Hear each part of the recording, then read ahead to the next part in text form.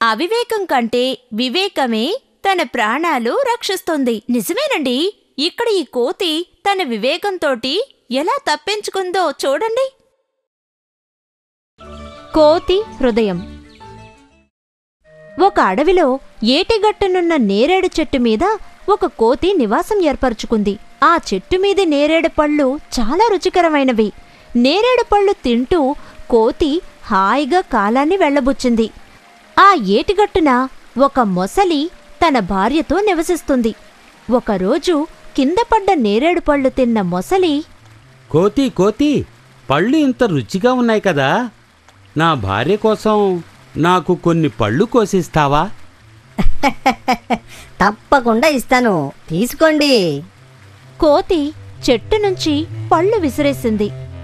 ఆ పళ్ళన్నీ మొసలి తన భార్య చేతికిచ్చింది. ఆహా ఆహా, ఏమి రుచి, ఏమి రుచి! ఇటువంటి రుచికరమైన పళ్ళని నేనెప్పుడూ తినేరుగును. మహారుచిగల పళ్ళు. ఇక ప్రతిరోజు పళ్ళు తీసుకొస్తాను. స్వల్పకాలంలోనే కోతి మొసలి మంచి స్నేహితులుగా కాలాన్ని వెళ్లబుచ్చారు.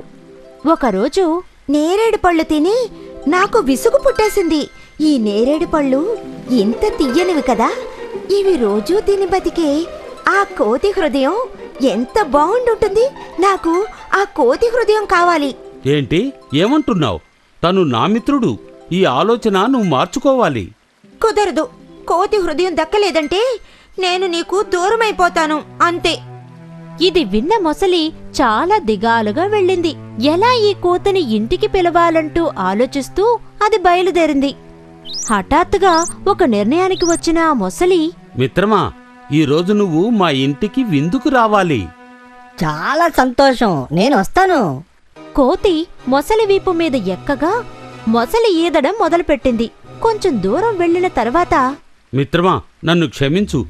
నా భార్యకి నీ హృదయం కావాలట, అందుకే నిన్ను తీసుకెళ్తున్నాను. బాగా ఇరుక్కుపోయానే, ఎలాగైనా తప్పించుకోవాలి. అరేరే, ఇది నువ్వు ముందుగా చెప్పి ఉండాల్సింది మిత్రమా.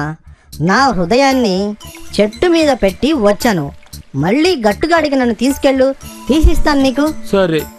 గట్టు చేరుకోగానే కోతి దూకి వెళ్లి చెట్టును చేరుకుంది. మిత్రుణ్ణి నన్నే చంపాలని చూస్తావా? సాధ్యమా? తెలివి తక్కువ ముసలి, హృదయాన్ని బయట తీస్తే ఎలా బతకడం సాధ్యం?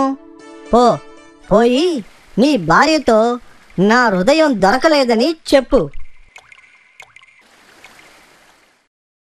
సరైన సమయంలో చేపడితే గండం గట్టెక్కొచ్చు.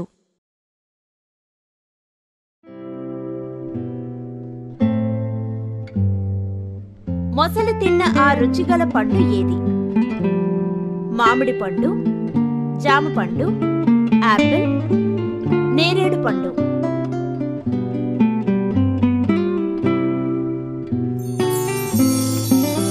నేరేడు పండు సరైన సమాధానం.